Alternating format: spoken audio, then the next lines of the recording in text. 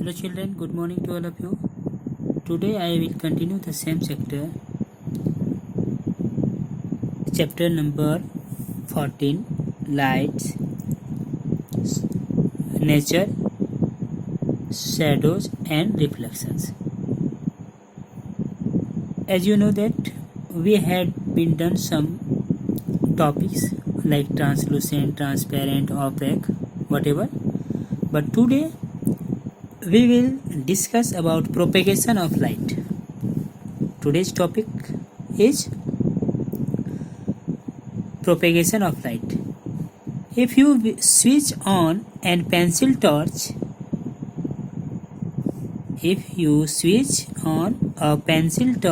in a dark room, you will see a line of light forming in front of you.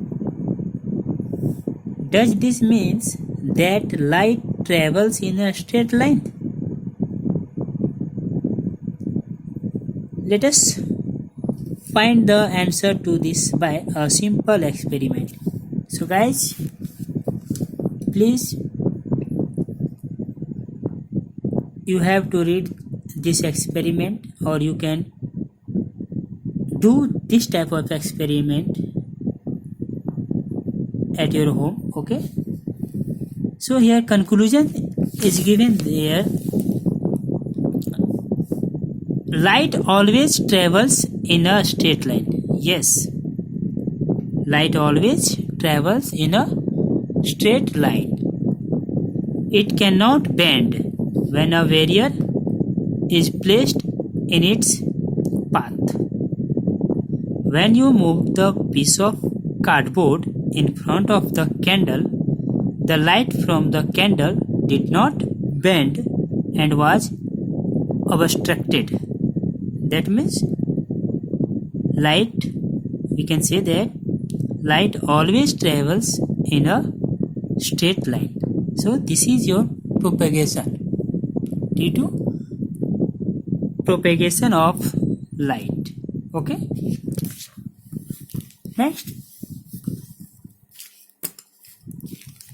next topic is here given: pinhole camera.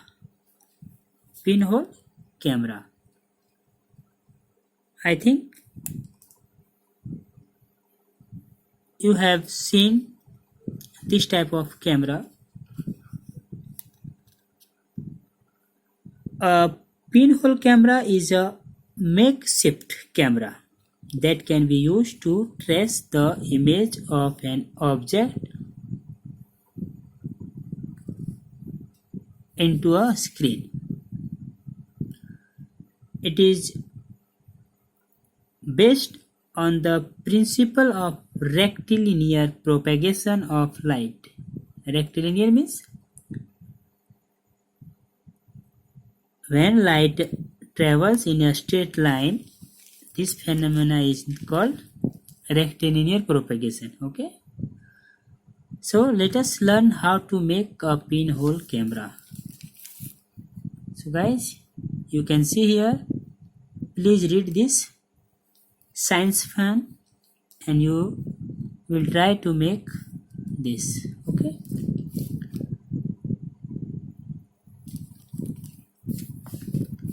now we go for next topic, shadows. Shadows means a dark patch formed by an opaque object when light falls on it.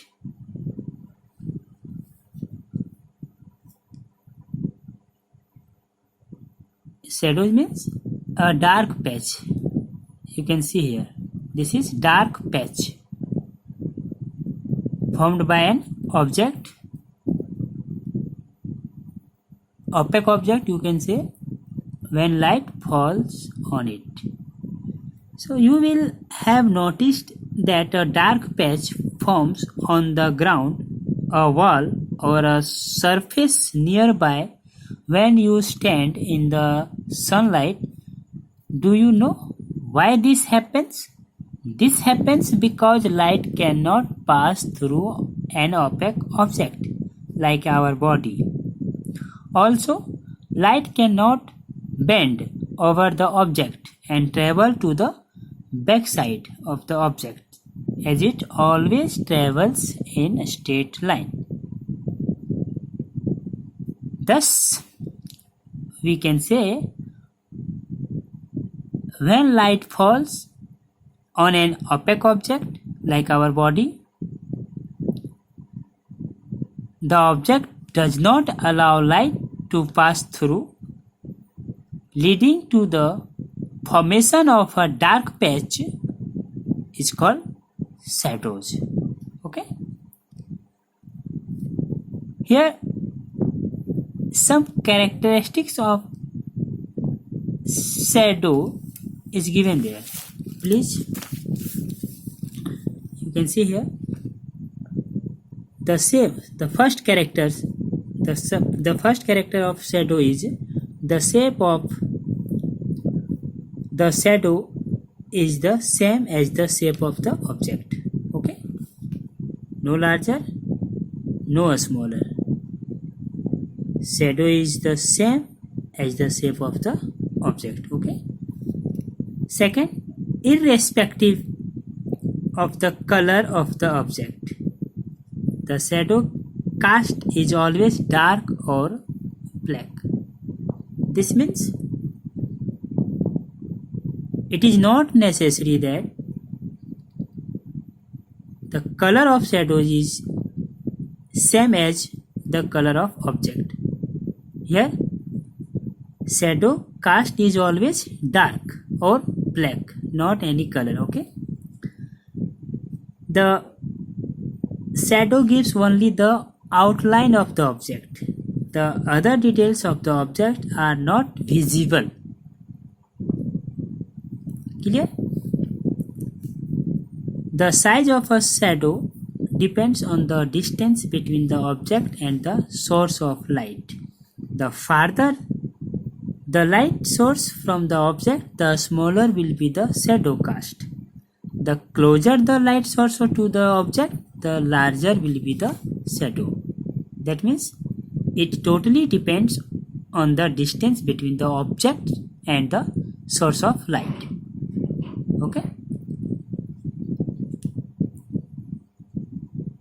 When light source is farther from the object, the shadow cast smaller. The shadow will be smaller. But the closer the light source to the object, the larger will be the shadow. Clear? Next point is umbra and penumbra. Umbra and penumbra. Umbra means the dark area of a shadow. The dark area here. Look at here. The dark area of a shadow.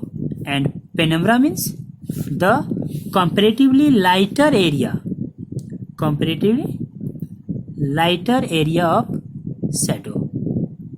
So the difference between umbra and penumbra is penumbra means dark area of a shadow and penumbra means the comparatively lighter area, means less area. Okay.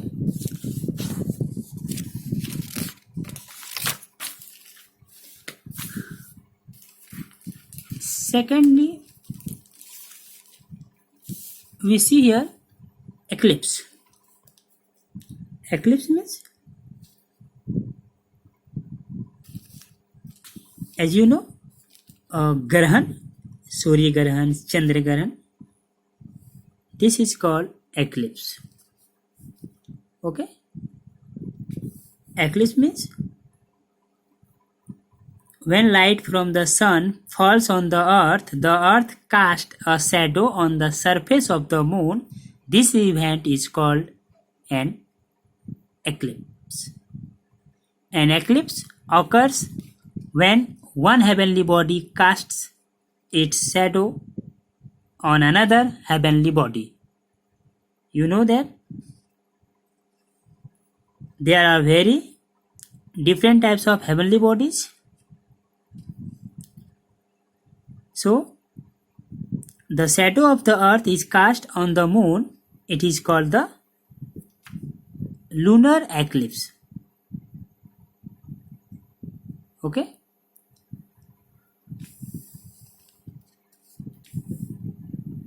All planets and their satellites reflect light from the sun and thus appear bright. Since the planets are opaque, they cast a shadow too. However, as there is no surface in space for these shadows to fall on, we cannot see the shadow of a planet. Generally, but there is a way in which these shadows can be seen. How? Imagine the sun to be the source of light, earth to be the football, and the surface of the moon to be the screen. Sometimes the sun, earth and moon are in a straight line. In this situation, when light from the sun falls on the earth casts a shadow on the surface of the moon. This event is called eclipse. Now let us interchange the position of earth and the moon.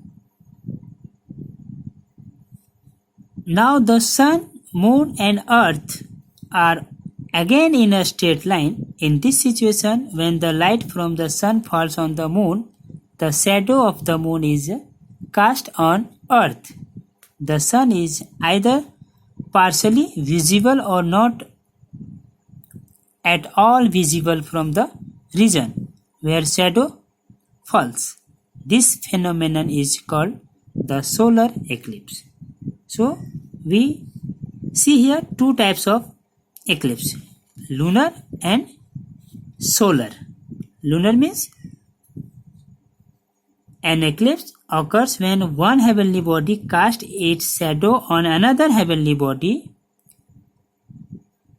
In this case, since the shadow of the earth is cast on the moon, but here the sun is either partially visible or not at all visible from the region where shadow falls. This phenomenon is called solar eclipse. Okay. So guys, this totally depending on our location. You may see a partial or a total solar eclipse if you are standing in a region where the umbra falls. You will witness total solar eclipse. On the other hand, if you are in a region where the penumbra falls, you will witness partial solar eclipse. Similarly, you will witness a total lunar eclipse if the moon is in umbra region of Earth's shadow, and you will see a partial lunar eclipse when some part of the moon is in umbra region and remaining part is in penumbra region. Clear? So guys, I think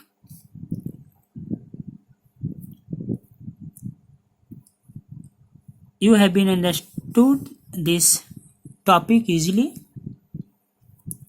and please note down all difficult words in your notebook and learn properly. Next topic, reflection, I will explain tomorrow. Okay, that's all. Thank you.